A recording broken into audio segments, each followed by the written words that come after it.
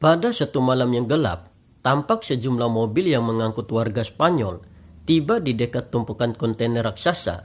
Seorang pria bersenjata memandu sepasang suami istri bernama Nico dan Mia untuk menghindari kejaran petugas. Setelah melakukan pembayaran kepada seorang pria berkepala pelontos, pasangan suami istri ini diizinkan masuk ke dalam sebuah kontainer yang sudah berada di atas truk. Di dalam kontainer itu, selain pasangan Mia dan Nico, terdapat sejumlah pengungsi lain yang sebagian besar adalah wanita hamil dan anak-anak. Terungkap mereka akan melarikan diri dari Spanyol yang tengah berperang dan mengalami kekurangan sumber daya. Rejim yang berkuasa mengeluarkan perintah untuk menyingkirkan orang tua, wanita hamil, dan anak-anak guna mengatasi krisis sumber daya tersebut. Rupanya Mia juga sedang hamil besar sehingga Nico berniat untuk menyelamatkan istri dan calon bayinya itu. Keesokan harinya, keadaan semakin genting. Para pengungsi khawatir saat mendengar suara dari luar. Ternyata begitu pintu kontainer dibuka, pengungsi yang ada di luar pun berhamburan masuk. Melihat kekacauan itu, pria berkepala pelontos menembakkan senjatanya ke udara dan memerintahkan sebagian pengungsi pindah ke truk kontainer lain. Sialnya, Nico yang berada di depan pintu juga dipaksa keluar, meski dia berusaha menjelaskan kalau istrinya berada di kontainer itu. Setelah pintu ditutup kembali, maka melalui lubang kecil di kontainernya, Mia hanya dapat melihat Nico yang masuk ke kontainer yang berbeda. Mia juga berusaha mengingat tulisan 107 di kontainer berisi Nico. Kemudian dengan khawatir, Mia menghubungi Nico melalui ponselnya. Nico mencoba menenangkan Mia dengan mengatakan bahwa mereka pasti akan dibawa ke tempat yang sama karena hanya ada satu kapal kargo yang berangkat minggu itu. Nico juga berjanji untuk mendatanginya ketika mereka berada di kapal. Selama perjalanan, Mia menyaksikan kekacauan yang terjadi di kota akibat warga yang kekurangan air bersih. Selain itu, terlihat pula wanita hamil dan anak-anak yang dikumpulkan oleh para petugas. Beberapa jam kemudian, truk mereka berhenti di sebuah pos pemeriksaan. Seorang petugas bernama Gil memeriksa dokumen pengiriman yang dibawa oleh driver. Walaupun itu adalah dokumen resmi, Gil tetap bersikeras untuk memeriksa isinya. Ketika pintu kontainer dibuka, tidak terlihat satupun pengungsi di dalamnya. Gil lantas masuk dan mulai memeriksa hingga ke bagian ujung kontainer dan ternyata terdapat ruang rahasia di balik dinding, tempat para pengungsi bersembunyi. Gil kemudian memerintahkan anak buahnya berdiri di ujung kontainer bagian dalam, sementara dia berdiri di ujung bagian luar. Dari situ, Gil memerintahkan anak buahnya tadi menembak. Alhasil dengan peluru yang keluar dari bagian tengah kontainer, Gil menyadari ruang tersembunyi itu. Oleh karenanya, Gil meminta pengungsi keluar dan berjanji tidak akan menyakiti mereka. Namun bila menolak, maka mereka akan dihabisi. Mia yang merasa tidak percaya memutuskan naik ke atas peti barang untuk bersembunyi. Akhirnya seorang pengungsi membuka ruang rahasia. Sayang, alih-alih menepati janjinya, Gil malah memerintahkan anak buahnya memberondong semua pengungsi dari tempat dia bersembunyi. Setelah pintu kembali ditutup, Mia segera mengirimkan pesan suara kepada Nico guna memberitahu apa yang baru saja terjadi dan memintanya untuk bersembunyi. Beberapa waktu berlalu, Mia merasakan goncangan di kontainernya dan menyadari kalau kontainer tersebut sedang dipindahkan ke atas kapal kargo. Mia mencoba menghubungi ponsel suaminya, namun hanya tersambung pada pesan suara, membuat perasaan Mia semakin tidak menentu. Selanjutnya Mia menemukan tas berisi barang-barang, termasuk ponsel milik salah satu pengungsi yang tertinggal. Pada malam hari, kontainer Mia mengalami goncangan hebat, di mana ternyata kapal yang membawanya diterjang oleh badai dahsyat. Akibat hal ini, dengan berbagai upaya, Mia meminta tolong kepada orang yang sibuk menyelamatkan diri di luar. Malang, tak satu pun yang mendengar, hingga akhirnya kontainer terjungkal, menyebabkan Mia terbentur dan pingsan. Ketika siuman, Mia mendapati air yang merendam lantai kontainer. Manakala mengintip keluar, Mia pun menyadari kalau kontainernya sedang mengapung di tengah lautan. Panik dengan hal ini, Mia mencoba menggunakan ponselnya, tetapi ponsel tersebut rusak. Untuk itu, Mia mengambil ponsel yang sebelumnya ia temukan. Sayang dia tidak mengetahui nomor PIN-nya.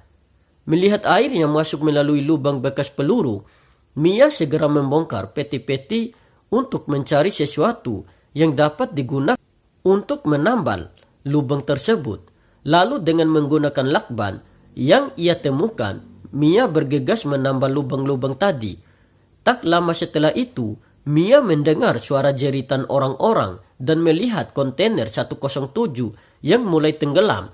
Mengetahui Nico yang berada di sana, Mia segera memindahkan kartunya ke ponsel yang ia temukan. Namun niat Mia untuk mengetahui suaminya ada di sana atau tidak menjadi sia-sia tatkala kontainer itu tenggelam di telan lautan. Menyaksikan itu tentu saja membuat Mia semakin putus asa. Malam harinya, Mia yang merasa sudah kehilangan semuanya mencoba untuk mengambil jalan pintas. Tetapi tiba-tiba dia merasakan bayi dalam kandungan yang bergerak, sehingga memberinya semangat untuk tetap bertahan hidup sebelum akhirnya tertidur akibat kelelahan. Tak lama setelah itu, Mia terbangun akibat papan yang ia jadikan sebagai tempat tidur membentur dinding dan menyadari kalau semakin banyak air yang memasuki kontainer.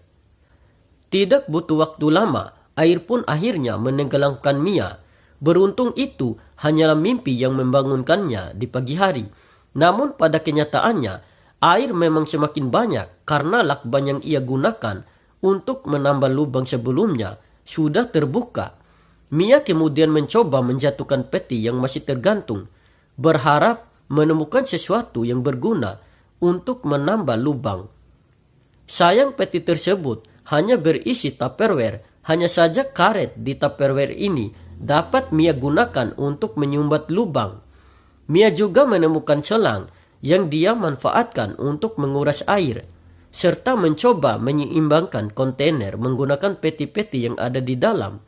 Mia selanjutnya mencoba menghubungi layanan darurat, namun sinyal tidak ada. Ketika Mia menyusun barang-barang dan suplai dari tas pengungsi sebelumnya, tiba-tiba ponsel tersebut berdering. Rupanya yang menghubungi adalah Nico, sehingga membuat Mia sangat bahagia. Nico memberitahu kalau dirinya tidak berhasil naik ke kapal lantaran dikeluarkan dari kontainer di luar kota dan berjanji akan menyusul Mia. Namun Mia segera menjelaskan situasi yang dialami. Mendengar itu, Nico meminta Mia bertahan dan berjanji akan menemukannya sesegera mungkin. Untuk bertahan hidup, Mia terpaksa memakan roti basi dan meminum air sedikit demi sedikit.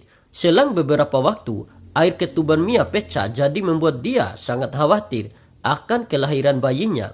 Di tengah kontraksi yang dia alami, badai juga kembali melanda. Melihat air yang semakin banyak memasuki kontainer, maka sembari menahan sakit, Mia berusaha menyumbat lubang. Sejurus kemudian, Mia menyadari sang bayi akan segera lahir tanpa ada bantuan atau pilihan. Mia akhirnya melahirkan di dalam air. Bayi ini awalnya tidak bernapas, tetapi akhirnya dia menangis memberikan Mia secerca harapan untuk memperjuangkan hidup mereka. Setelah memotong ari-ari bayinya menggunakan pisau, Mia tertidur akibat kelelahan. Keesokan hari, Mia mengajari bayinya untuk menyusu. Cukup lama berusaha, akhirnya bayi ini mengenali sumber makanannya. Setelah menyusui, Mia merasa sangat kelaparan, sehingga tanpa sadar melahap habis semua suplai yang tersisa. Mia berikutnya membuat lubang-lubang di atas kontainer menggunakan bor dengan harapan dapat keluar dari sana.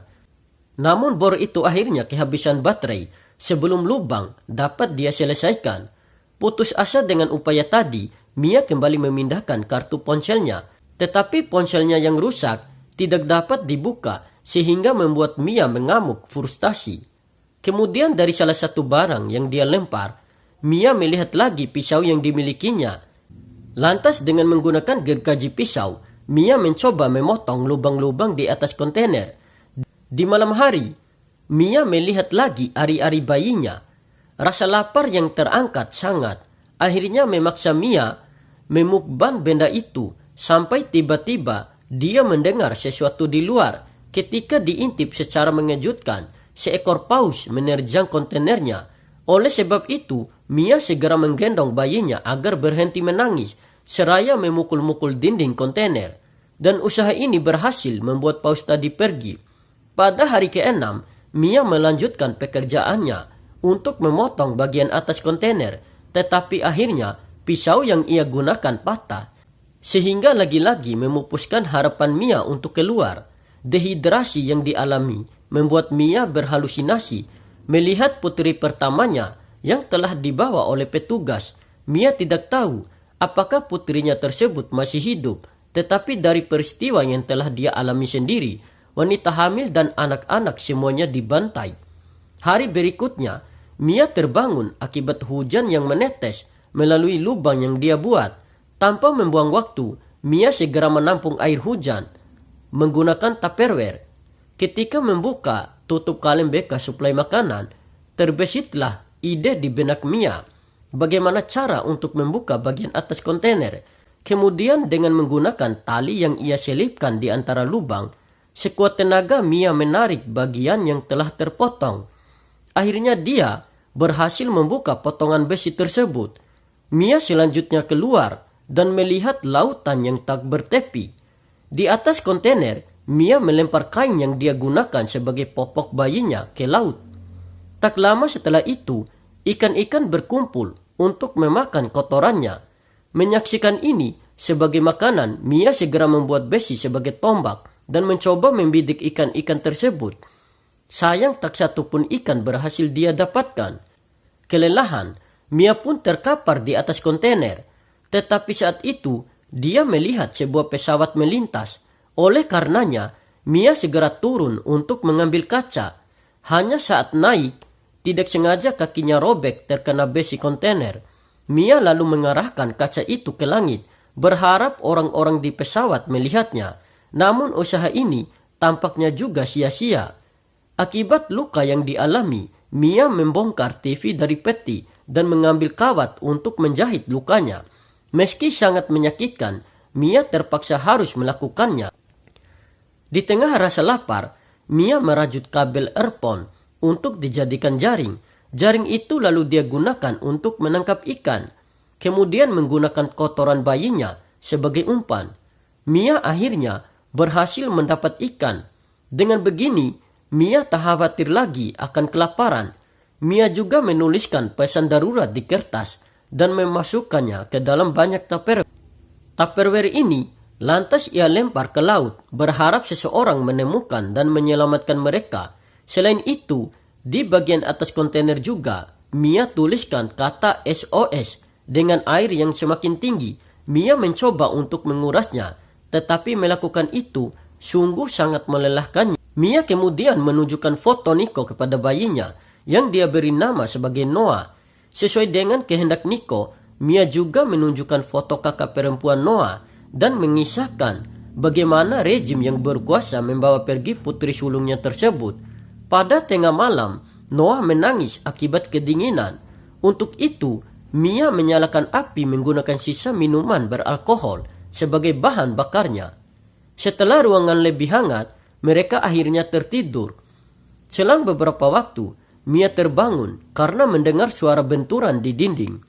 Mia memperhatikan air sudah melebihi penanda. Hari ke-12 dan hampir mencapai batas maksimal yang ia buat. Kemudian di atas, Mia melihat salah satu Tupperware yang membentur dinding kontainer. Bersamaan dengan itu, ponselnya berdering. Melihat panggilan itu dari Nico, Mia berusaha menggeser layar ponselnya yang rusak. Beruntung, dia berhasil menerima telepon tersebut. Sayang, Nico memberikan kabar buruk mengenai dirinya yang ditembak oleh petugas. Akibat luka yang sangat parah, Nico mengaku tidak dapat lagi mencari Mia. Jadi maksud Nico menelpon adalah untuk berpamitan dengan Mia dan memintanya berjuang seorang diri. Mendengar ini, Mia berusaha menyemangati Nico dan memberitahu tentang kelahiran Noah. Mia juga mengarahkan ponselnya kepada Noah agar Nico dapat berbicara dengan anak mereka tersebut. Tetapi panggilan Nico terputus setelah baterai ponsel Mia habis. Menyadari sang suami yang mungkin akan meninggal dan tak dapat lagi menyelamatkan mereka, sontak membuat Mia sangat terpukul. Pada hari ke-26, air sudah mencapai batas maksimum. Mia yang tidak memiliki pilihan terpaksa naik ke atas kontainer serta merakit pelampung menggunakan tupperware dan tutup peti untuk Noah dan dirinya. Di tengah upaya itu, Mia melihat seekor burung camar yang memakan ikannya, menyadarkan Mia kalau mereka sudah tidak jauh dari daratan. Di malam hari, lubang yang sebelumnya Mia tambal akhirnya terbuka, menyebabkan kontainer itu semakin tenggelam. Saat memeriksanya, Mia melihat foto putri pertamanya yang mengapung di dalam kontainer. Tidak ingin kehilangan kenangan terakhir tentang putrinya, Mia memutuskan turun untuk mengambil foto tersebut. Pada saat itu, Mia juga melihat tupperware berisi snack terakhirnya tertinggal di dalam kontainer. Oleh karenanya, Mia harus mengambil tupperware itu. Baru saja Mia berhasil meraihnya, tiba-tiba kontainer mulai tenggelam, menyebabkan pelampung Noah mengapung di lautan. Sialnya lagi kaki Mia terjerat oleh tali, sehingga dia harus berjuang untuk melepaskan diri. Setelah berupaya keras, Mia akhirnya berhasil memotong tali dan berenang ke permukaan air.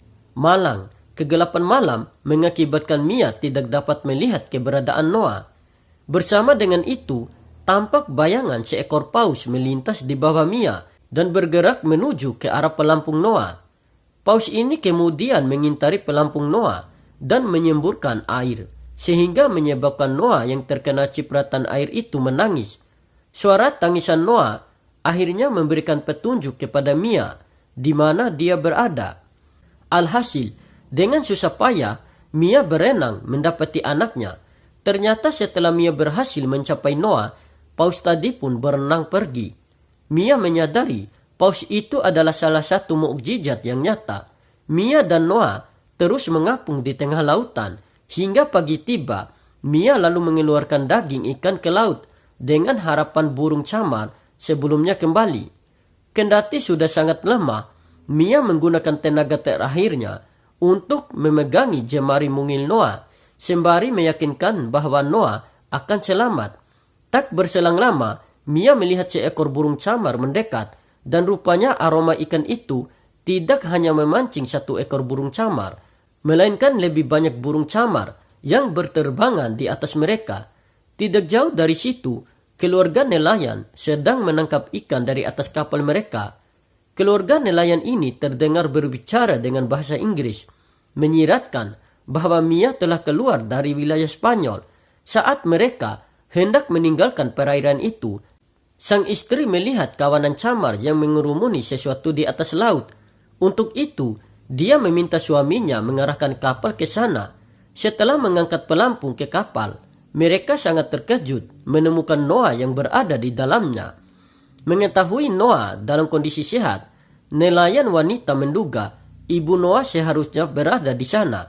Dia lalu melihat seutas tali yang terikat di pelampung. Benar saja, begitu tali ditarik, mereka menemukan Mia yang tenggelam, tetapi terikat di tali itu. Segera wanita itu memberikan CPR kepada Mia. Dikarenakan Mia yang tidak juga bereaksi, wanita ini awalnya menyerah, namun setelah melihat Noah, dia kembali berusaha, hingga akhirnya Mia bernafas lagi. Sang suami bergegas menggunakan radio untuk meminta bantuan dan membawa kapal mereka menuju ke daratan, sementara istrinya menyerahkan Noah ke gendongan Mia. Setelah beberapa detik, Mia berhasil mengumpulkan kesadarannya dan mengetahui kalau dia dan Noah telah diselamatkan. Dengan begini, mimpi buruk Mia telah berakhir.